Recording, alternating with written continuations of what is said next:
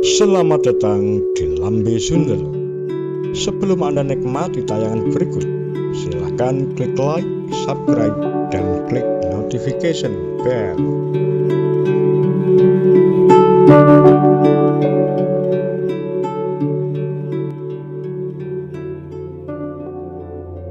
Dokumen rahasia Amerika Serikat soal peristiwa 1965 diungkap. Namun TNI mengatakan bahwa hal itu tidak akan merubah sejarah. Tentara Nasional Indonesia (TNI) mengatakan tidak akan mengubah kebijakan dan pandangan mereka terhadap gerakan 30 September 1965 G30S. Meskipun 39 dokumen rahasia Amerika Serikat yang dibuka ke publik mengungkap sejumlah fakta baru. TNI menyebut, dokumen rahasia yang dibuka Badan Administrasi Rekaman dan Arsip Nasional Amerika Serikat (NARA) tidak dapat menggantikan seluruh fakta dalam Mahkamah Militer Luar Biasa selama rentang 1966 hingga 1978. TNI akan tetap berpedoman pada hasil Mahkamah Militer Luar Biasa dan saksi-saksi sejarah saat itu. Selama 12 tahun sejak G30S, pemerintah menggelar setidaknya 24 mahkamah militer sebagai peradilan terhadap para petinggi Partai Komunis Indonesia yang dituding berada di balik rencana kudeta dan pembunuhan 6 jenderal Angkatan Darat. Para terdakwa dalam peradilan itu antara lain Laksamana Madya Umardani, Subandrio, Kamaruzaman, dan Letnan Kolonel Untung. Seluruh terdakwa kasus G30S itu divonis bersalah. TNI juga membantah bahwa pada tahun 1965 menyuplai logistik kepada ormas Islam atau kelompok paramiliter sebagai dukungan terhadap pembunuhan massal kader atau orang-orang yang diduga bagian dari PKI. Dalam telegram tanggal 26 November 1965, staf Kedutaan Besar di Surabaya kepada Kementerian Luar Negeri Amerika Serikat tercatat bahwa hansip atau petugas keamanan sipil di Kediri dipersenjatai untuk menghadapi tertuduh komunis. TNI menyatakan bahwa itu tindakan spontan masyarakat.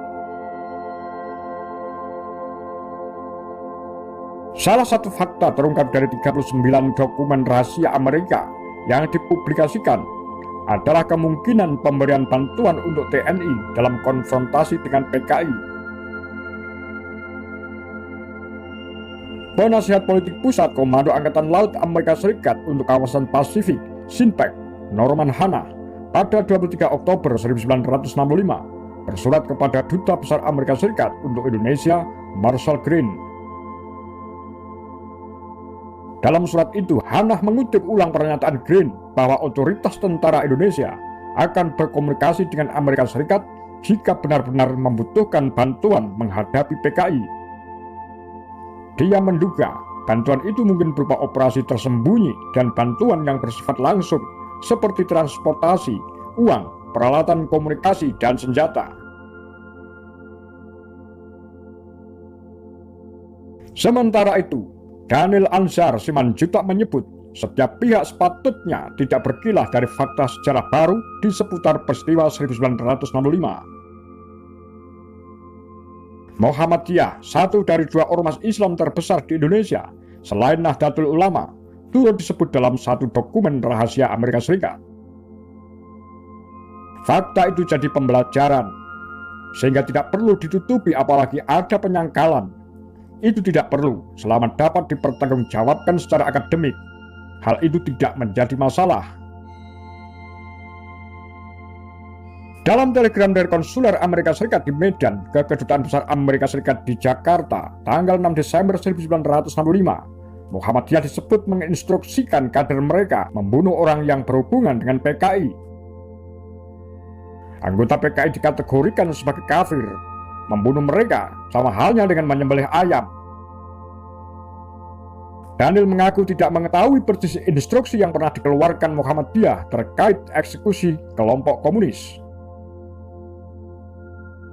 Nur Syahbani Kaca Sungkana, Koordinator Pengadilan Rakyat Indonesia, International People Tribunal atas peristiwa 1965, menilai pengungkapan 39 dokumen rahasia Amerika Serikat itu sebagai momentum pemerintah memperbarui sejarah.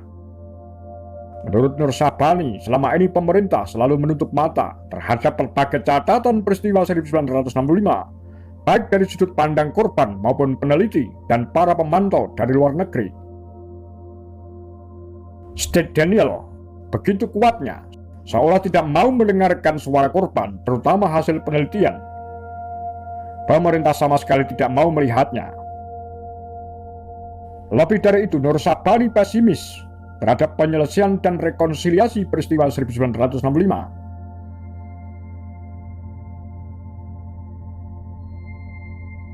Ia merujuk pendapatnya pada penyerangan sejumlah ormas terhadap kantor LBH.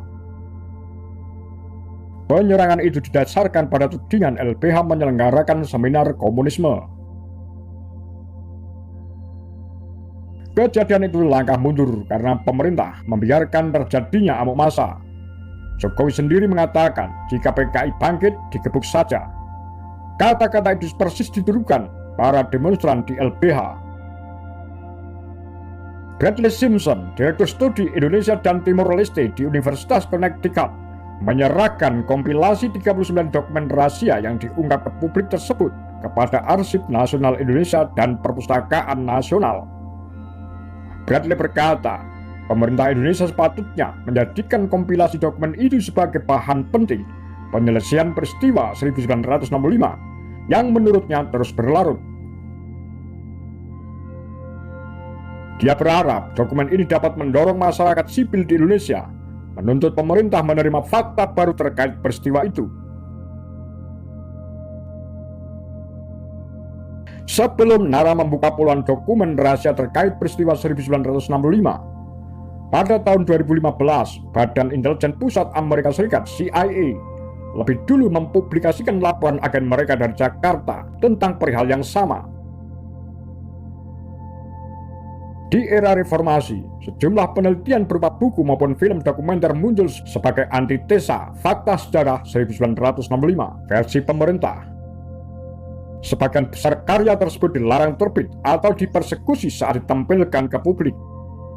Acara nonton bareng film berjudul Jagal dan Senyap milik sutradara asal Denmark, Joshua Oppenheimer, beberapa kali dibubarkan paksa oleh ormas tertentu. Adapun Kejaksaan Agung sempat melarang peredaran buku Dalih Pembunuhan Massal karya John Rosa. Buku tersebut berisi fakta G30S yang didasarkan pada dokumen negara-negara barat. April 2016, Simposium Nasional yang digagas perorangan, antara lain Agus Wijoyo dan Sidarto Danu Subroto, mempertemukan anak cucu dari pihak pahlawan revolusi dan petinggi maupun kader PKI. Kedua pihak sepakat menyelesaikan persoalan 1965 dengan saling memaafkan. Sebulan setelahnya, kelompok ormas tertentu dan sejumlah purnawirawan jenderal lantas membentuk simposium tandingan. Mereka berkeras PKI merupakan pihak yang paling bertanggung jawab atas peristiwa 1965.